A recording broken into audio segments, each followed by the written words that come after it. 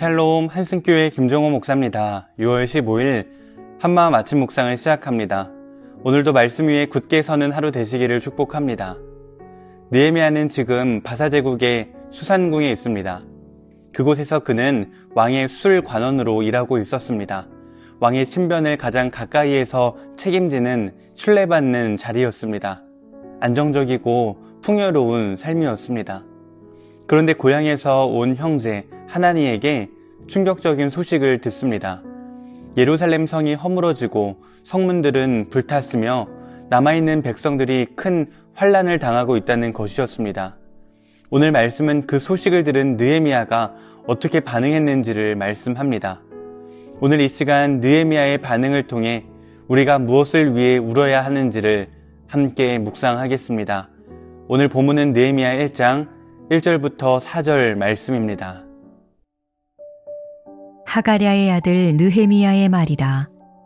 아닥사스다 왕 제20년 기슬르월에 내가 수산궁에 있는데 내 형제들 가운데 하나인 하나니가 두어 사람과 함께 유다에서 내게 이르렀기로 내가 그 사로잡힘을 면하고 남아있는 유다와 예루살렘 사람들의 형편을 물은즉 그들이 내게 이르되 사로잡힘을 면하고 남아있는 자들이 그 지방 거기에서 큰 환난을 당하고 능욕을 받으며 예루살렘 성은 허물어지고 성문들은 불탔다 하는지라.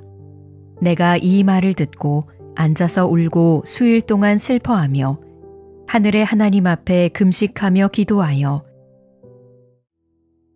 느헤미야는 바사제국, 즉 페르시아의 수산궁에서 왕의 술 맡은 관원으로 일하는 사람이었습니다. 왕의 술을 관리하는 자리는 단순한 직책이 아닙니다. 왕의 신변을 가장 가까이에서 책임지는 절대적인 신뢰를 받는 고위직이었습니다. 느헤미야는 페르시아에서 태어나 자랐고 예루살렘 땅을 한 번도 밟아본 적이 없는 사람이었습니다. 그런 그에게 어느 날 형제 하나니가 찾아와 소식을 전합니다. 포로 귀환 이후 고국으로 돌아간 사람들이 큰 환난을 당하고 있으며 예루살렘 성은 허물어지고 성문은 불탔다는 것이었습니다. 어떻게 보면 느헤미야와는 전혀 상관없는 이야기였습니다. 수산궁에 사는 느헤미야의 삶에 예루살렘 성벽이 무너진 것은 아무런 영향도 미치지 않습니다. 그런데 느헤미야는 이 소식을 듣고 앉아서 울었습니다. 수일 동안 슬퍼하며 내가 직접 당한 일도 아닌데 이스라엘 백성의 고통을 자신의 고통처럼 여겼습니다. 왜 그랬을까요? 느헤미야에게는 분명한 정체성이 있었기 때문입니다. 나는 하나님의 백성이다. 그 정체성이 그의 마음을 움직였습니다. 하나님의 백성인 형제들이 고통당하고 있고 하나님을 예배하는 성전이 무너져 있다는 소식은 느헤미야에게 남의 일이 아니었습니다. 하나님의 백성으로서 함께 아파해야 할 일이었습니다. 이것은 하나님의 마음이시기도 합니다.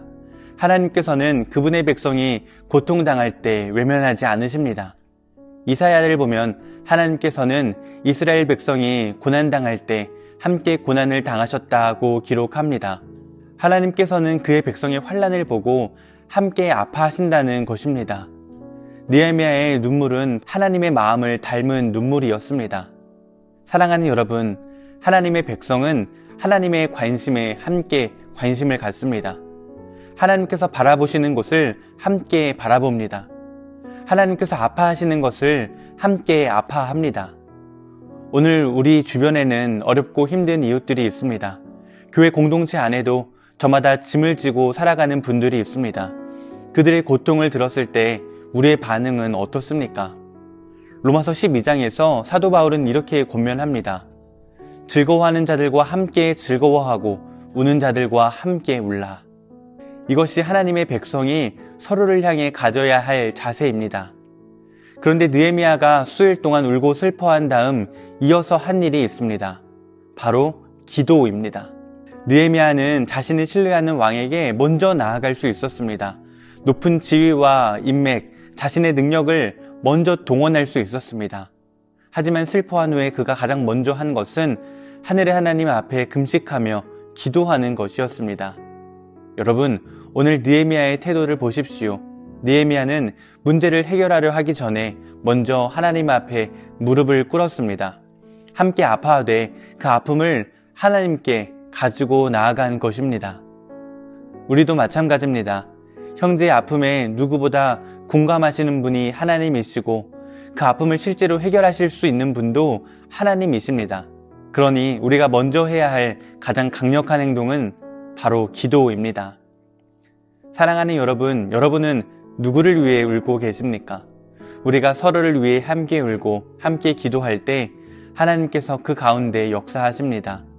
느헤미야의 눈물과 기도가 결국 무너진 예루살렘 성벽을 다시 세우는 출발점이 되었던 것처럼 우리의 눈물과 기도도 누군가의 삶을 세우는 귀한 통로가 될 것입니다. 오늘도 하나님의 마음으로 이웃을 바라보고 함께 울고 함께 기도하는 우리 모두가 되기를 소망합니다.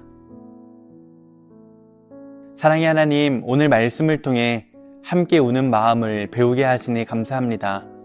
우리 주변의 아픔을 외면하지 않고 느헤미야처럼 함께 아파하며 그 아픔을 주님 앞에 가지고 나아가게 하여 주시옵소서. 우리의 눈물과 기도를 통해 무너진 자리들이 회복되는 역사가 일어나게 하여 주시옵소서. 예수님의 이름으로 기도드립니다. 아멘.